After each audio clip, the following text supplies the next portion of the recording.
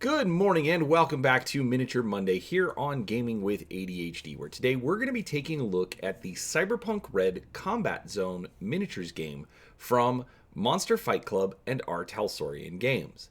Now, this is a kind of a combination of miniatures that have been released for the Cyberpunk role-playing game, with a lot of new sculpts and a lot of new things to give you sort of that street level combat feel from the Cyberpunk universe.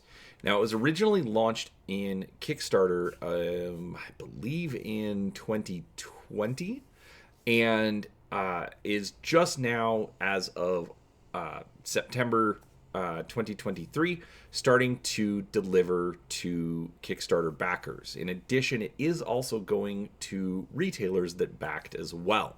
Now, for me, I didn't back the Kickstarter. I was actually able to pick it up at a retailer, and so we're going to take a look at it. I did do a live stream where I looked at some of the Kickstarter extras, so I'm not going to have a separate video for that. But this is going to focus just on the core starter set. Now, after this video, there will be a couple others that come out later where I'll take a look at the miniatures specifically for the two factions that you get in the game.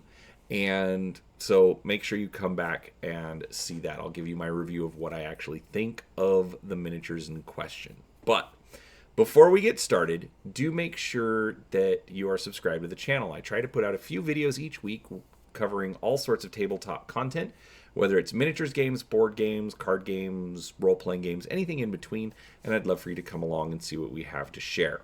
In addition, there are links like to our social on Facebook, Twitter, and DriveThruRPG, Amazon. There's an affiliate link there. So if you feel like supporting the channel, feel free to use any of those links. We'd be absolutely grateful for your support. All right, now with all that out of the way, let's go ahead and open up this box and see what we get inside. All right, now, for those of you who are longtime viewers of the channel, you know that I have the infamously small work table.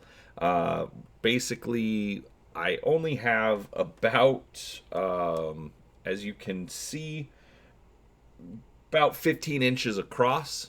And about 12 inches deep that we can fit. So the box is pretty big, pretty significant, especially considering everything that you get inside. Now, I'll be honest, I opened it up and I peeked. I bought this while I was on a trip, and when you're waiting for your wife to finish working, I mean, you get curious about the stuff that you bought. So I did peek a little bit, but a lot of this is still going to be pretty new, so don't worry. I don't really necessarily know what's coming. All right, so first off, we have our rulebook. 54 pages, but already I can see they're using a lot of really large text, so very easy to read. Breakdown of the factions. So they're giving us a lot of background information as well. They're not just it's not just rules. Now you get the Maelstrom faction and the Tiger Claws out of the starter box. But from what I've seen, they are also being released separately. So if you don't want to buy the whole starter, or you have a friend who bought, but they want to use the same faction as well, there are ways to still get those models. But then we've also got the Bozos, the Lawmen, Combat Zoners, Generation Red, Neo-Corporate Teams. I know Arasaka is one of them. I have it. There'll be a video later. And then Edge Runners and Mercenaries.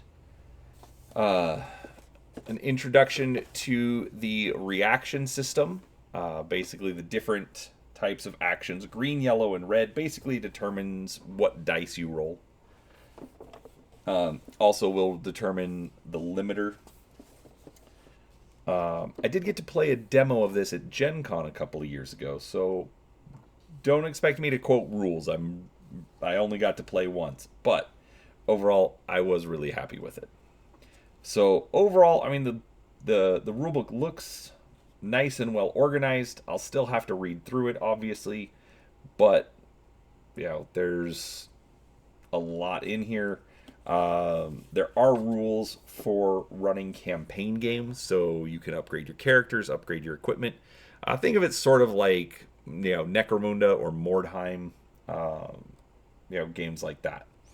So, overall, we've then got a glossary, and then this is good. Seriously, developers, just give us a reference sheet, even if it's just one on the back of the rulebook. Come on, it's not that hard. All right, so there's our rulebook. We get a little bit of advertising for monster scenery and the Borderlands Arena of Badassery. But the terrain is going to be more important for you. You want to spruce up your combat zone? This is a great way to do it. Monster Fight Club. Obviously, they're going to sell their own stuff in their own game. All right, now these are the limiters. These will measure range. As you can see, there is a red, yellow, and green band. And then there's also this end here that says reach. So basically, this is your melee range. But, they're flexible, so you can determine how far you can move, in, anything besides a straight line as well. Sheets of tokens. Some of these are going to be objective markers. I believe these are the luck tokens. Basically, luck tokens let you, if you get a bad roll, you can spend a luck token and do a reroll. They are double-sided, slightly different on the backs. All right, then we have a double-sided playboard. Overall, the design is really good. The art's really good as well. Very detailed. It definitely looks like a bit of a rough situation here. That's annoying. I think there was a little part that was stuck and it tore that up. Yeah, I can probably clean it up with a marker close enough. Alright, let's see if I can show you the other side. Alright, the other side is very similar. Looks like it's designed to put a couple of boards together so that you can make larger boards. Yes, I realize that I can't really show a whole lot of information. I'm not entirely sure what all you've seen. But it's nice, heavy cardboard, built like a board game board, probably even a little bit thicker, so really good quality there as well. All right, this is a shipping crate, or shipping container, I should say. I'm not going to assemble it because I do need to put it back in the box, but got some Arasaka markings. They do give you doors, which I think is kind of cool. So you can open it and go inside if you want. With the printing on it, you're probably not going to want to paint it, but it's a shipping container. It looks fine in the, natural plastic. All right, we've got our dice. We've got, red 6s. Looks like 1s are automatic miss. 6 are probably like a crit or an automatic hit. We've got 8s with the same deal on the 1 and the 8. 10s, again, the 1s and the 10s. And then 12s with the 1 and the 12. They're very easy to read. The numbers are very large. The paint is a nice contrast. Black on the yellow, white on everything else. Looks just fine.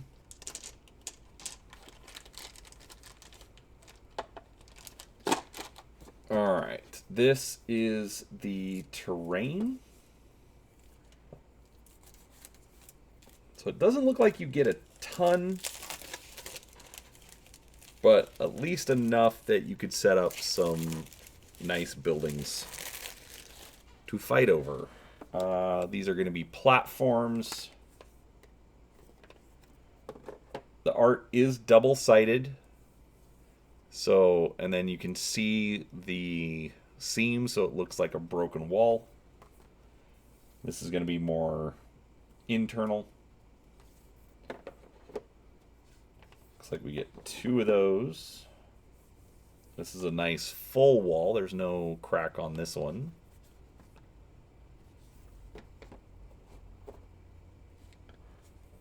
These can be used for barricades, more flooring, and 2 more copies of some more large walls. And again, you can see that seam for where the wall shows as broken.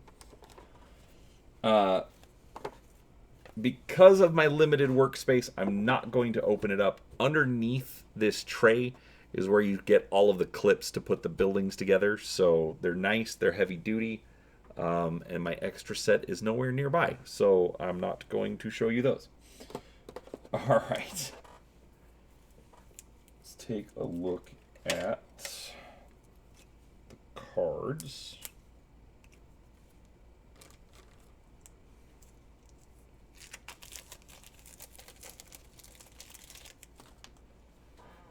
Alright, so we've got objectives for the Tiger Claws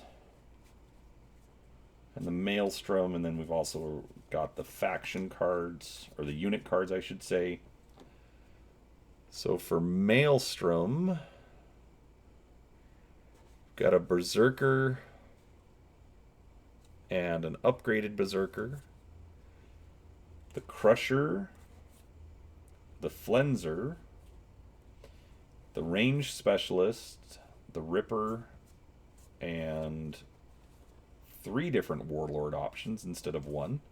I do like that they're giving you different variants so that as you play the game and they get upgrades, things like that, you can use those. All of their objective cards. Then our Tiger Claws, we've got Kyodai, Onisan, Oyabun, Ronin Assassin, Ronin Sniper, Wakagashira, and then all of our objective cards. Alright. Pretty standard there. Alright, that is a mass of small cards.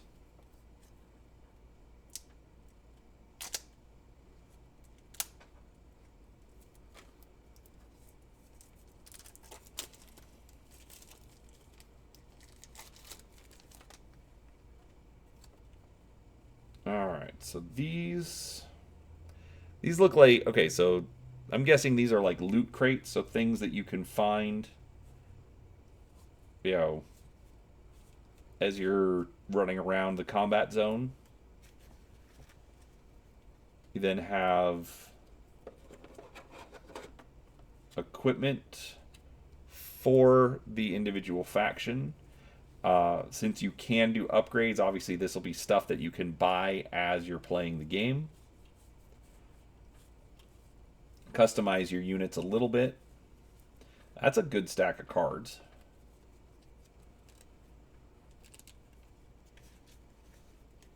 These look like kind of hacking programs. Probably usable by both factions. And then some Tiger Claw gear. So they don't really show pictures of the gear, so it's just listed, but then obviously it's going to show any additional skills that it gives, any range that it has, or effects that it provides to the model. So pretty standard, but very nice. I want to say it's a linen finish. Don't quote me on it.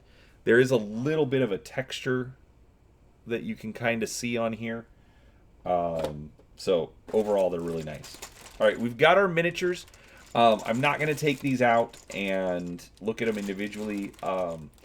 This I don't necessarily like. I would have preferred, mostly because it's both factions just all jumbled together. I would have preferred, a split bag where you have one for Maelstrom, one for Tiger Claws. But I'm being a little pedantic, so I'm not too worried about it. All right, we do get baggies to store our tokens. Awesome. Well done, guys. Gals, whoever worked on this, I don't know. All right, and then we've got scenario cards. All right, so I like this. So it's going to tell you how many players it's for, the setup, the win conditions, and the consequences. So we've got the mule, data sweep, frame up, quarter mile. I like that they're giving you a lot of different setups. The corporate ladder, turf war, heist, crossing barricades, hot zone, corporate affairs, secret stash, hostile takeover, and pit fight. Okay, they're all 2-player. I'll be honest, there's a bunch of other factions. Little annoying that they didn't include some missions that can be done by more factions. Yes, I realize they can always release it later, but in the starter set, especially for a new game, no reason they couldn't have added that. But that's it. That's the contents of Cyberpunk Red Combat Zone. I will admit a little bit of bias. I was going to get the game anyways. But I like what they did with it. It looks good. It looks like it's going to be fun. I've been, a little bit of sneak preview. I've been assembling models for the independent factions already. These I decided I would leave open. I'm going to do a little bit of a different unboxing for the other units. But overall, you get a lot of stuff. It does retail for $120. I think that's pretty normal for a miniatures game these days. You do only get 12 models, but the fact that you get a lot of terrain, you get the buildings, you get the combat board, all of that. And essentially, once you assemble your models, you can just start going. It looks like it's a good set. I hope that we're going to have a lot of fun playing with it. But obviously, as longtime viewers of the channel will know, I'm bad at that. But I'll try to come back later with some reviews of the actual gameplay, maybe do some just like how-to videos, things like that. But overall, what do you think? Do you have this already? Have you been considering this game? Let me know down in the comments. I'd love to hear from you. And, let me know what you're expecting from Cyberpunk Red Combat Zone. But with that said, don't forget all of our links down in the description.